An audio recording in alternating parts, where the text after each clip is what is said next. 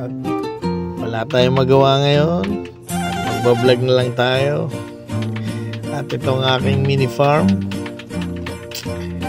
itong aking mga black australorp ng mga manok. Yan. 2 months na lang mangingitlog na sila. Ang itlog nila ay dadaan dyan sa butas ng cage. Gugulong na lang yan dyan. Itong green na screen, aalisin natin pag malaki na sila. Yan. At dahil medyo mainit ngayon, meron din silang fan. Yan. At sa ilalim naman, mga hito natin.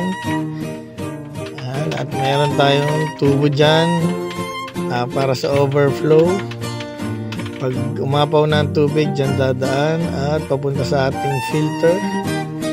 At meron pa tayong isang filter para siguradong malinis ang tubig at walang amoy. Yan. Para malinis ang tubig ng ating mga hito.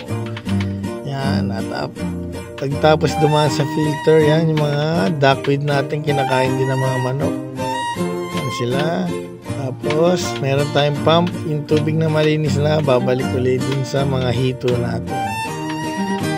Yan. Para malinis ang tubig. Tapos yan, hihigupin naman ng ating pipe papunta sa ating mga halaman. Yan, mga pechay natin.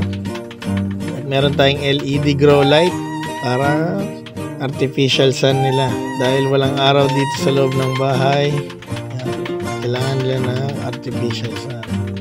Ang tubig dyan, babalik ulit dun sa ating container.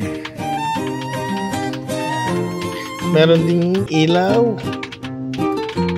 grow light rin para sa ating mga halaman dyan, maglilinis ng tubig.